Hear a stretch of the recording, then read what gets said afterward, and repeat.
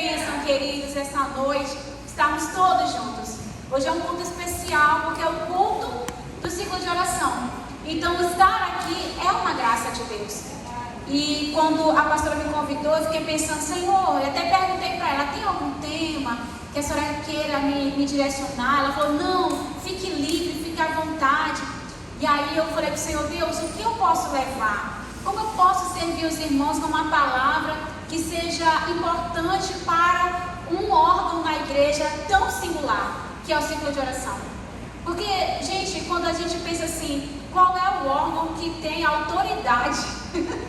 É o ciclo de oração. É ou não é? A gente sempre respeita as irmãs do ciclo de oração. A gente sabe, elas oram e são assim com Deus. São bem pertinho do céu. Os joelhos são caliçados porque estão ali carregando uma grande responsabilidade, que é de orar, de interceder, não é assim?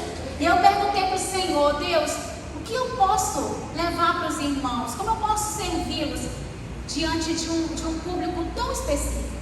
E o Senhor me falou assim, fale para eles, lembre-as sobre o que é ser um verdadeiro adorador. Porque você vai falar com mulheres e aqui também com homens que são adoradores. E por vezes nós não entendemos bem o princípio da adoração. E nós acabamos achando que a adoração é cantar. A gente acha que o que o ministério acabou de fazer é uma adoração. Não deixa de ser, mas não é a única forma. O louvor prepara o ambiente. O louvor nos coloca na atmosfera, coloca-nos preparados. O louvor nos conecta com o Senhor. É por isso que os anjos lá no céu estão em volta do trono, louvando o tempo inteiro, gerando a atmosfera diante do trono de Deus. Então o louvor é importante dentro da adoração, mas ele não é tudo. Ele faz parte, mas não é tudo. E nessa noite nós vamos entender um pouco sobre o que é ser realmente um verdadeiro adorador. E essa passagem que eu trouxe para nós, ela é uma passagem muito conhecida. Ela é uma passagem tão clara que fica parecendo assim, o que a irmã vai dizer de uma passagem tão clara? Não é? Porque essa passagem, ela vai dizer o que é um adorador. Jesus, o próprio Jesus vai dizer, mulher, vocês não sabem. Você crê em algo que você não sabe. Mas eu vou dizer que vai chegar uma hora, e a hora é agora, em que os verdadeiros adoradores adorarão ao Pai, e Ele procura aqueles que assim o adoram.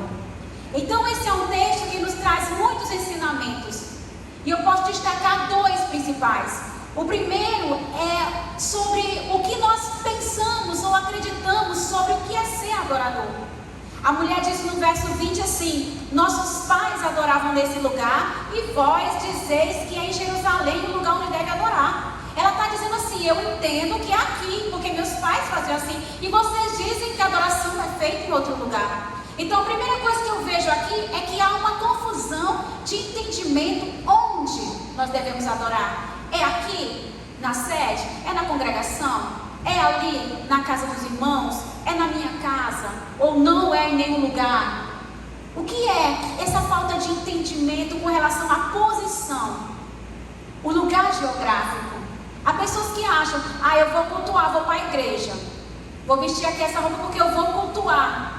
Não, agora eu vou trabalhar, agora eu vou cuidar dos meninos, agora eu vou cuidar do meu marido. Então a gente acha que adorar precisa de um lugar geográfico, de um lugar, um espaço específico para isso. Por isso aquela mulher disse, os meus pais adoravam aqui e agora vocês dizem que adoram em Jerusalém? Como assim? Eu entendi assim. Então há aí um engano.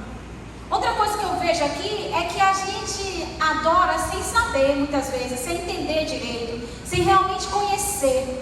Mas, todavia, entretanto, nós sabemos que existe um povo que sabe sim adorar. E aí no verso 22, o que é que Jesus diz? Vocês adoram o que não sabem, mas nós adoramos o que nós sabemos, porque a salvação vem dos judeus.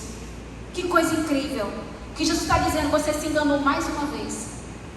Porque você acha que é aqui, e o segundo erro é que você não sabe o que vocês estão adorando. Vocês não sabem qual é a essência da adoração, mas existe alguém que sabe. E nessa noite nós vamos entender que vocês sabem. E já estou chegando aqui dizendo, vocês sabem. Talvez vocês não sabem verbalizar, talvez vocês não sabem elaborar, talvez vocês não sabem argumentar, mas vocês sabem adorar, porque vocês sabem qual é o motivo da sua adoração. Vocês sabem o que é que move o seu coração. Você sabe aonde você coloca a sua confiança. Você sabe a quem clamar. Você sabe. E é por isso que é provável que haja um engano em muitas pessoas. Essa falta de conhecimento do que é o ato de adoração. Nós realmente sabemos sobre o que é ser um verdadeiro adorador. E aí a gente vai ter que tirar da nossa mente a ideia de que adorador é um cantor. O ministério de adoração. Todos nós somos adoradores. Eles adoram, nós também adoramos. Eles nos conduzem a adorar. Há uma responsabilidade sobre o louvor, vocês sabem? Há uma responsabilidade muito grande de você saber o que você está cantando, de saber o que você está ouvindo, que canções você tem trago para dentro da sua casa, qual é a letra que essa canção declara. A gente sabe, irmãos, que a cultura mundana, ela usa a música porque o mestre do louvor que caiu do céu, ele entendia muito de canções. E ele entendia tanto porque ele sabia como tocar o coração de Deus. Será que ele não sabe tocar as multidões com músicas que viralizam, com músicas que viram quase chiclete? Por vezes a gente está no supermercado ou em algum lugar, passando na rua, e aquela música que você nunca ouviu começa a ficar repetindo, e hora por outra você se lembra daquela canção, daquela música. O ritmo é eletrizante, a letra é envolvente, é até engraçada às vezes, mas ela abre portas espirituais na nossa casa. Ela traz coisas ruins. A família precisa entender o que toca dentro da sua casa, que canções tocam para os seus filhos ouvir, o que eles estão ouvindo nas suas playlists, porque as canções abrem espaços espirituais, preparam o sobrenatural, atraem a presença de Deus e nos leva para Ele. À medida que você traz a presença do Espírito Santo para você, você também vai para lá. Eu não sei se vocês já perceberam isso, quando você está cantando algo poderoso em Deus, você declara aquelas palavras e parece que você é transportado para uma outra dimensão. Nessa noite eu já senti isso aqui. Enquanto o ministério estava cantando, eu fui transportada e eu não conseguia, eu só me derramava na presença do Senhor. E não é só porque eles estavam cantando, é porque a canção liberou isso em mim. A canção libera isso em nós. Amém? Então esse é um texto muito simples, mas ao mesmo tempo difícil de ser entendido. Nós vemos que Jesus faz ali um diálogo muito claro com aquela mulher. E aquela mulher, uma mulher como nós, ela imaginava que sabia algo, só que na verdade ela não sabia, ela não se conhecia. E a gente vê que no diálogo Jesus fala para ela que ela também não se conhecia. Quando ele diz assim, vai lá e chama teu marido, ela diz, mas ele não é meu marido. Ele diz, verdade, você já teve 5, mas nenhum desses 5 eram seus. Então Jesus estava desvendando tudo aquilo que ela achava que sabia sobre ela, sobre adoração, sobre tudo. E Jesus está aqui hoje para abrir os nossos olhos, para nos fazer enxergar quem nós somos nele, os caminhos que nós percorremos para chegar até ele. E quantas vezes você percorre esse caminho sem perceber, sem entender, e aí você de repente se depara, eu estou aqui, como foi isso? O Senhor vai te mostrar sobre isso nessa noite. Ela era uma mulher que estava enganada. Nós não vamos sair dessa noite aqui enganadas. E nós temos um compromisso de não apenas sermos enganadas, mas também de trazer luz para outras pessoas, trazer luz à nossa casa. Toda vez que eu venho cultuar no templo com os irmãos, eu me sinto na responsabilidade de tudo aquilo que eu recebo, transmitir. Tudo aquilo que eu recebo, compartilhar. Tudo aquilo que transforma a minha mente, o meu entendimento, eu não me sinto feliz se eu não compartilhar com o outro. Então, se meu marido não vier, vou louvar a Deus por ele estar aqui hoje, eu conto para ele. Se minha mãe não estiver, eu conto para ela. Quando os meus filhos não estão, eu conto para eles. Quando Deus estava me dando essa palavra,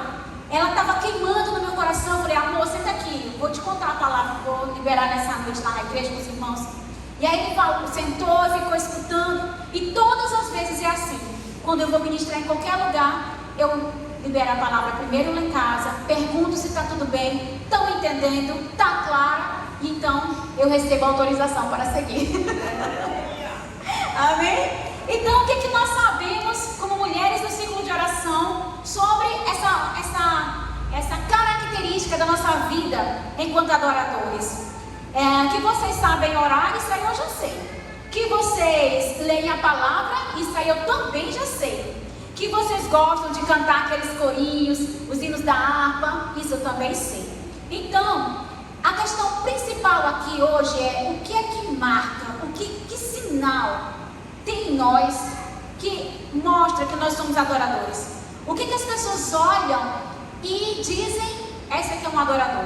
Porque, se vocês perceberem na palavra, sobre... Ai, meu Deus. Alguém pode perguntar assim para nós.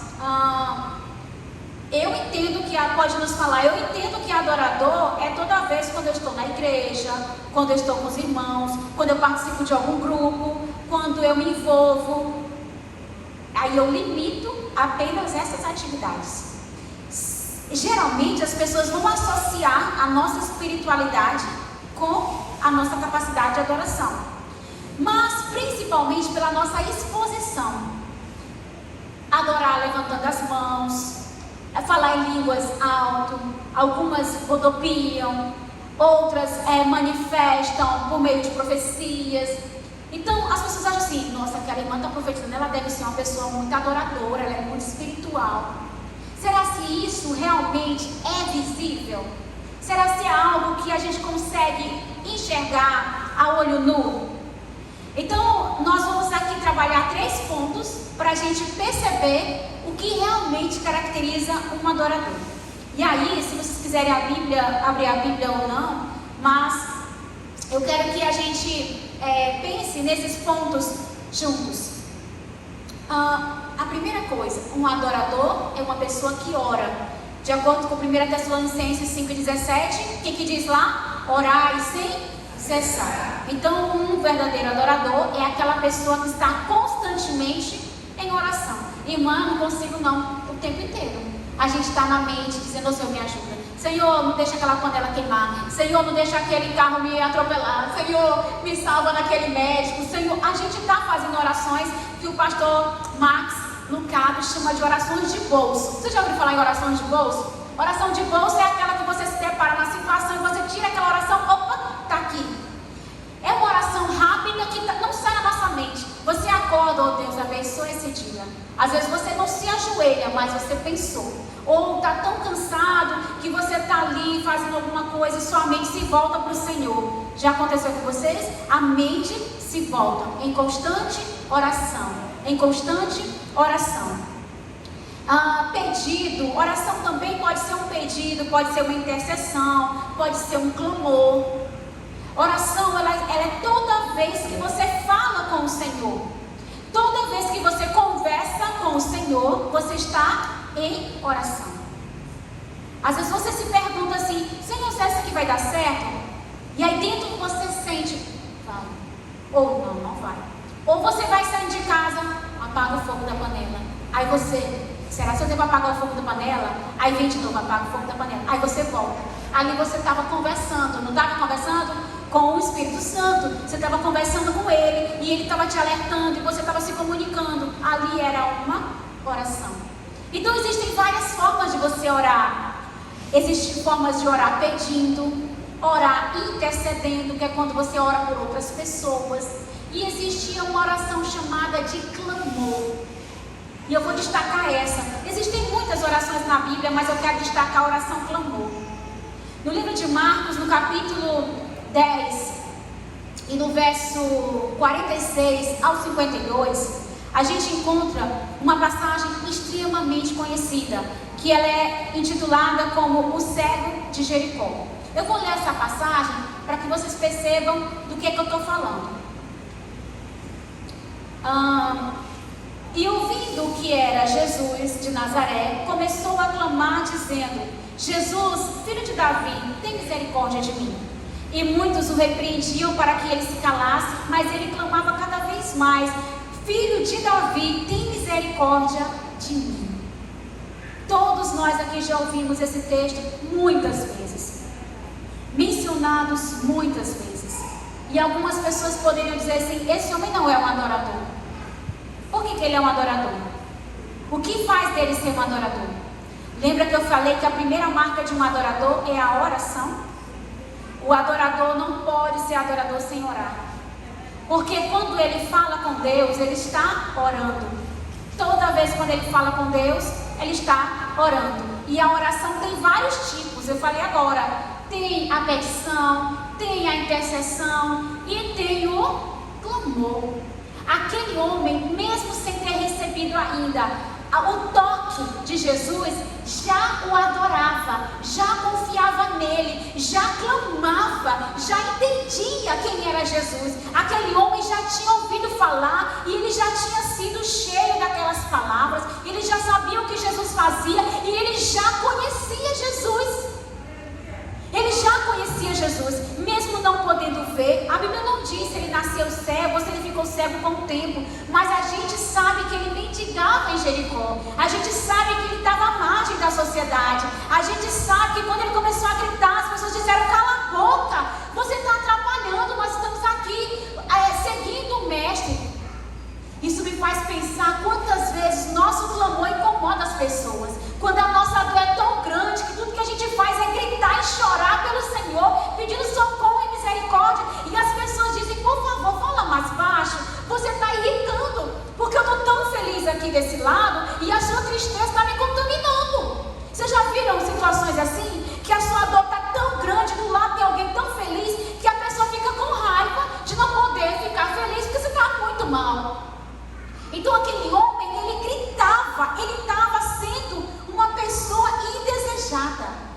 E porque ele gritava, e porque ele esperneava, tentando alcançar Jesus? Porque ele conhecia Jesus. Porque a dor que ele tinha era tão grande que ele sabia que só poderia ser direcionada, só poderia ser entregue a quem poderia curar. E nesse caso era Jesus. Muitas vezes a pessoa entende isso, mas ele precisa apenas do toque do Senhor. E ele precisava do toque. Quantas pessoas vêm para Jesus já extremamente quebrantadas? Pessoas lá no mundo que estão tão mal, tão desesperados, com uma dor tão grande, que eles clamam, que eles gritam, que eles se machucam, que eles machucam os outros, que eles ferem a si e ao próximo, porque ele está com uma dor grande. E ele sabe que Jesus pode curar. Vocês sabiam disso? Que tem pessoas sofrendo, sabendo que Jesus pode curar, mas precisa do toque. E aquele cego sabia que tudo que ele precisava era do toque. Então o que Jesus disse para ele? Quando muitos o repreendiam, e Jesus parou, disse que o chamassem. Chamaram o cego e ele disse: ele tem de bom ânimo, levanta-te, que ele te chama. E aí ele diz, Jesus fala: que queres que eu te faça? E ele diz: eu quero ver, mestre. E Jesus: vai, a tua fé te salvou. A fé daquele homem já motivava ele antes. Ele já vinha numa história de fé. Ele já era um adorador de longe. É por isso que tem pessoas que quando chegam na igreja têm uma relação com o Senhor diferente dos outros, porque ele já vem tão quebrantado. Quando a pastora diz: a gente já chegou aqui em adoração, a gente já chegou aqui com o Senhor, porque, irmãos, não adianta você passar o dia inteiro, da hora que acorda, só com coisa ruim, sem pensar no Senhor, e vir para cá e alguém dizer assim: quantos estão felizes? E você? O seu culto começa pela manhã e se estende até a noite. Não adianta você vir para ser cheio aqui se você passou o dia inteiro longe do Senhor, não fez nenhuma oração de bolso. O Senhor, Ele está conosco o tempo inteiro. E a gente acha assim: agora eu vou falar com o Senhor porque eu vou ao culto. Ele esteve o tempo inteiro, desde a manhã até o nascer do sol novamente. E como diz, e as misericórdias dele se renovando, e ele se renovando inesgotavelmente, sem princípio e sem fim, do eterno ao eterno, de eternidade em eternidade. Ele não está preso nesse lugar, nessas paredes, ele está preso em nós, e toda a glória a ele por isso, toda a glória a ele por isso. Bendito seja o nome dele, porque ele habita em nós, aleluia, e através de nós, a ele toda a honra e a ele toda a glória. Bendito seja o nome do Senhor. Então aquele homem foi clamando ao Senhor. Em Jeremias nós temos uma palavra, uma direção do Senhor: clame a mim e responder-te-ei, e anunciarei coisas grandes e insondáveis que você não conhece. Muitos não conhecem o Senhor porque não sabem o poder que há em clamar, em chamar a atenção do Senhor. O adorador, quando clama, move o coração de Deus e chama a atenção do Senhor. E é chamando a atenção de maneira diferenciada que eu trago o segundo exemplo de adorador.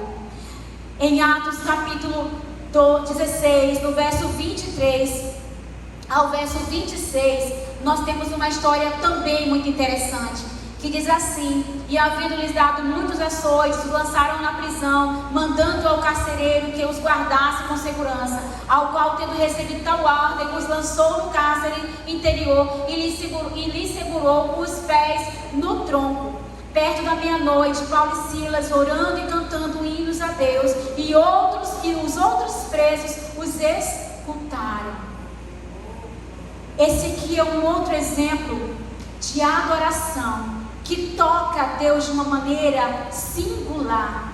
E como ele toca, ele faz a diferença. O que eu aprendo nessa passagem é algo muito poderoso. Todas as circunstâncias que Paulo estava vivendo, desde que aceitou Jesus, desde que se arrependeu da sua vida pregressa, tudo aquilo que ele tinha vivido antes, ele estava vivendo com muito amor, com muita alegria. Mas eu vou dizer, queridos, ser açoitado, sofrer violência física, ser preso, ser amarrado, ser tratado da mesma forma que um bandido comum, um criminoso comum. Eles estavam, tanto Paulo como Silas, sendo presos e tratados como criminosos comuns, junto com pessoas violentas, com pessoas que faziam coisas que a gente nem consegue imaginar. Eu não sei se vocês já chegaram aí em algum lugar, alguma prisão, se vocês já tiveram a oportunidade de evangelizar ou de visitar mesmo alguém em um ambiente assim, no cárcere. A gente chora, mesmo que não tem ninguém seu ali, você sai de lá, sabe, dilacerado. Porque existem pessoas que querem roubar uma galinha e tá junto com um traficante, e está junto com um assassino, com um pedófilo, com uma pessoa violenta. Todos estão ali no mesmo bolo. E sabe o que acontece na prisão? Isso é fato. Pessoas que só cometeram um crime leve ou que foram ali cúmplices em um crime, acabam se tornando pessoas piores quando entram ali. Porque o ambiente contamina a pessoa. A influência com pessoas ruins acabam tornando a pessoa ruim. Eu já vi um caso de um rapaz que estava só vendo, chegou no momento que a pessoa estava matando, e aí disseram, ele é cúmplice. Aí ele entrou, chegou lá, irmãos, se tatuou todo, começou a usar droga para não apanhar, para não morrer, entrou logo em uma gangue lá dentro. Então, uma pessoa que tinha, vamos imaginar, 5% de maldade, saiu de lá com 95%.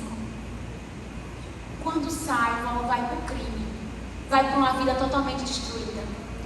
Vamos imaginar o cenário que Paulo estava. Paulo estava em uma prisão. Por mais que fosse diferente da prisão moderna desse século, era uma prisão. E na prisão com pessoas ruins. E o que Paulo fez enquanto ele estava preso com Silas, a palavra diz que por volta da meia-noite, eles começaram a cantar. Olha que interessante. E orar. Lembra que eu falei qual é a primeira marca de um adorador?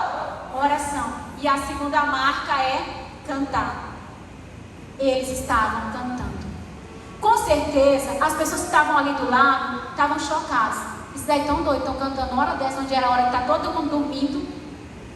E eu não sei que canções eles cantavam, mas eu sei que quando eles cantaram e eles oraram, a palavra do Senhor diz que houve um acontecimento sobrenatural. Um terremoto. E é que incrível, porque o terremoto não caiu em cima deles, né? O teto não matou eles, não matou ninguém, mas abriu as portas. É como que dissesse assim: vocês podem ir. E as correntes, como assim? O terremoto é um abalo sísmico que destruiu correntes de ferro. Como é que pode? Era o Senhor dizendo: sabe a canção que você está cantando? Sabe essa oração que você está fazendo? Está vindo bem aqui no meu coração e ela está mexendo comigo. Essa canção está me tocando muito forte. A oração que você está fazendo, ela está vindo aqui em mim e eu não resisto. Eu abro essas cadeias, eu quebro essas algemas e eu te liberto. Aleluia, aleluia. Eu fico pensando como eles ficaram maravilhados. Quantas vezes nós nos sentimos exatamente assim? Quantas vezes nós nos sentimos exatamente como Paulo e Silas? A gente começa a cantar, começa a entregar para o Senhor, começa a orar, começa a agradecer antes de ver. E quando aquilo se materializa, você só cai e diz: obrigado, Senhor, obrigado, Senhor. A ti toda honra e a ti toda glória. O nosso coração é constrangido pelo amor do Senhor. Aleluia. Então aquelas canções que Paulo e Silas cantaram, a forma como eles louvaram, a forma como eles oraram, aquilo mexeu com o Senhor. E eu digo para vocês, queridos, que aqueles homens tinham todos os motivos para chorar, para gritar por inocência, para dizer: eu não mereço estar aqui, eu estou fazendo bem, eu estou fazendo certo, eu estou levando luz para as pessoas, salvação. Mas eles não fizeram isso. Eles levantaram a voz para cantar e para orar. Quantas vezes a nossa voz é só de reclamação? Por que não, Senhor? Por que sim, Senhor? Por que isso? Por que aquilo? Quando a nossa voz deveria ser para cantar, poderia ser para orar. O comportamento deles chocou as pessoas que estavam ali do lado. Inclusive, o próprio carcereiro, quando viu tudo aquilo, ele quis se matar. E aí o que Paulo diz? Não cometa nada de ruim com você. Nós estamos aqui e nós não vamos sair não, porque Deus está só mostrando quem Ele é para vocês. Que se Ele quiser, Ele até tira a gente daqui e joga lá em outro lugar. Se Ele quiser, Ele nos transporta e nos leva, como Ele fez com Eliseu. Não é isso? Ele pode fazer o que Ele quiser. É porque a gente limita o Senhor. A gente limita o que Ele pode fazer. A nossa fé, enquanto adoradores, fica fragilizada quando a gente não confia plenamente no nosso Deus. E uma coisa que me comove é que Paulo e Silas não se contaminaram naquele lugar, mas eles foram luz naquele lugar. Não importa qual seja o lugar que nós estejamos, nós não vamos nos contaminar. Nós seremos a luz e o sal da terra, em nome do Senhor Jesus. Aleluia! Então eu quero chegar no nosso último exemplo. Eu sei que meu tempo já acabou, não foi? Mais um minutinho, vou terminar rápido. Em Marcos capítulo 14, esse que é extremamente conhecido, e eu quero ler somente o verso, Marcos capítulo 14, do verso 3 ao verso 9, que fala sobre o jantar lá em Betânia, que Jesus foi convidado para estar ali na casa de Simão, o leproso, e de repente veio uma mulher que trazia um vaso de alabastro com um unguento de nardo puro, de preço muito caro, e ela quebrou aquele vaso e derramou sobre a cabeça, outros dizem sobre os pés do Senhor. E o que isso nos mostra sobre ser adorador? Então eu já falei que adorador ora, que adorador canta. E o que o adorador faz mais? Bem, essa história dessa mulher todos nós já sabemos. A gente sabe até o preço que é esse perfume nos dias de hoje. Então eu não vou falar sobre isso. O que eu quero falar sobre isso, quero falar aqui, é que essa mulher fez algo corajoso, audacioso, que recebeu rapidamente uma crítica, não foi? Ela foi corajosa. Ela derramou algo muito precioso no momento certo. O adorador, ele tem que ter o timing. O que é o timing? Perceber a hora de adorar. Não deixar essa hora passar. Não perder o momento. Eu vou pro culto hoje não, porque isso perdeu o momento. Quantas vezes a pessoa fala assim pra gente: eita, mas foi tão bom, só perdeu quem não veio. Por quê? Perdeu o momento. Isso que vocês estão vivendo aqui hoje, que vocês estão aprendendo aqui hoje, quem não está aqui, perdeu o momento. Não é verdade? O que vocês vão aprender amanhã, quem não tiver amanhã, vai perder o momento. Então aquela mulher nos ensina que existe um tempo certo. E qual é o tempo certo? É aqui e agora. Aleluia! O tempo certo não é amanhã, não é depois de amanhã, nem foi ontem. O tempo certo é aqui e agora. A volta do Senhor pode acontecer quando? Agora. Eu posso ser curada quando? Agora.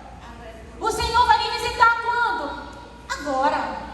Então aquela mulher, ela nos fala sobre isso. O tempo de adorar, o momento de adorar. O valor não estava no perfume, o valor estava na inteligência de não perder o momento.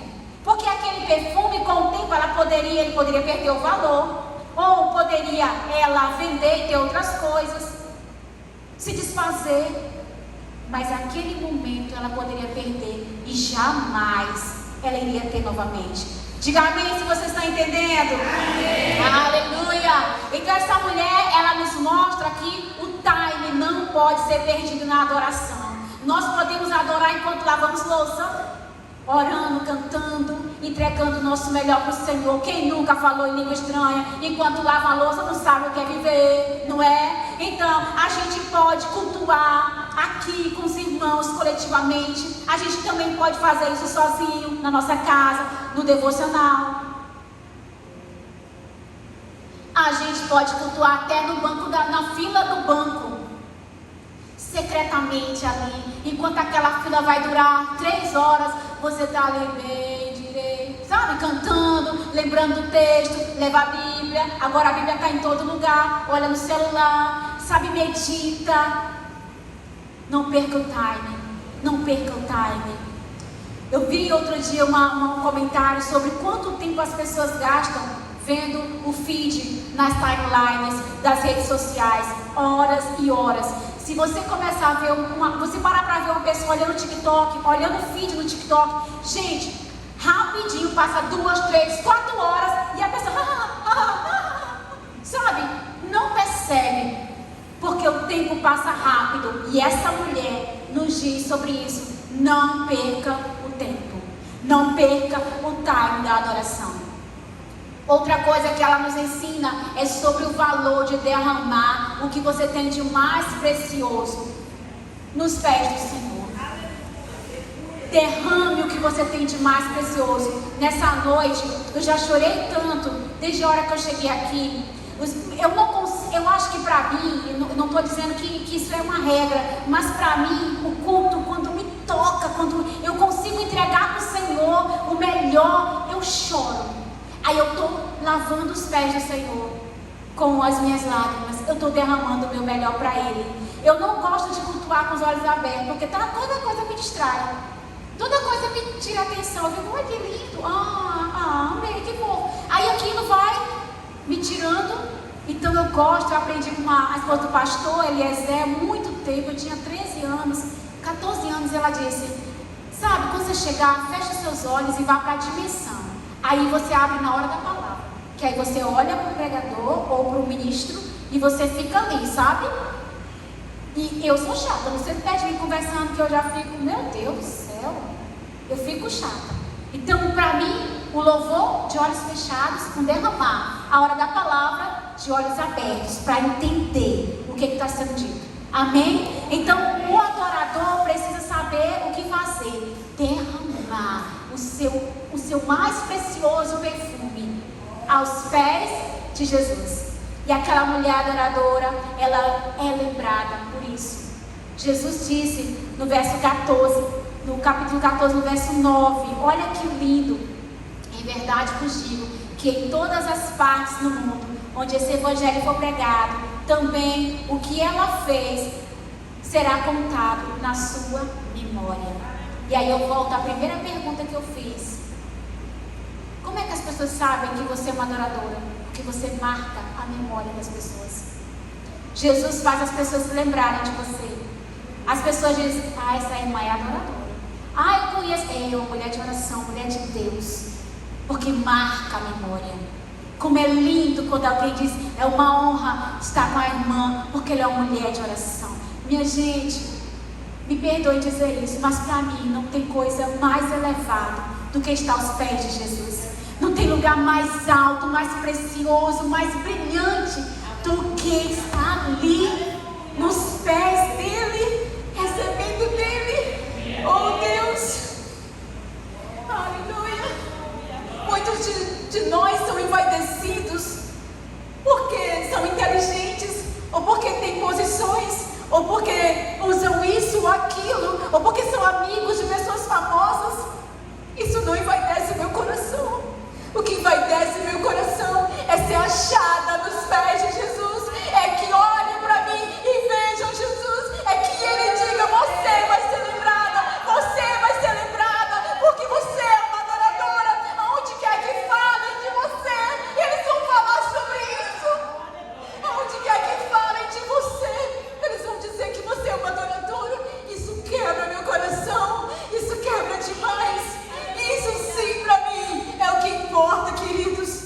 Nada mais importa. Nada mais importa. Aquele perfume foi quebrado porque ele era pouco demais. O valor dele era mínimo, mínimo, diante daquele que estava ali. A presença era muito maior. Aleluia, aleluia, aleluia. A nossa vida de adoração, ela deve priorizar não um lugar aqui ou acolá. A nossa vida de oração é aqui, é nos nossos joelhos, é com a nossa voz, é com as nossas mãos, é com os nossos pés, é onde quer que nós cheguemos. Isso é uma vida de adoração, é uma vida que queima pelo Senhor, é uma vida que se sacrifica por Ele, porque sabe que maior foi o que Ele fez por nós na cruz do Calvário, e que nada que eu faça vai ser capaz de alcançar tamanha graça e tamanho amor. Nada vai ser capaz. A vida de adorador é aquela que é conquistada com muita oração, com um coração derramado na presença do Senhor.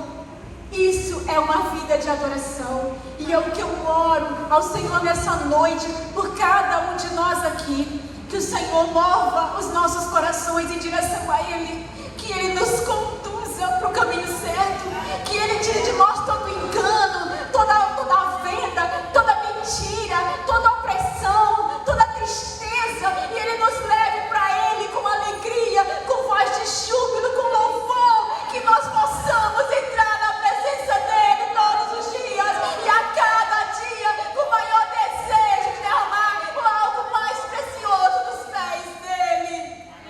Aleluia! E eu quero bendizer a Deus por essa oportunidade, porque eu tenho certeza que o que Ele gerou em mim, Ele vai gerar também em cada um de vocês. Obrigada pela oportunidade. Amém.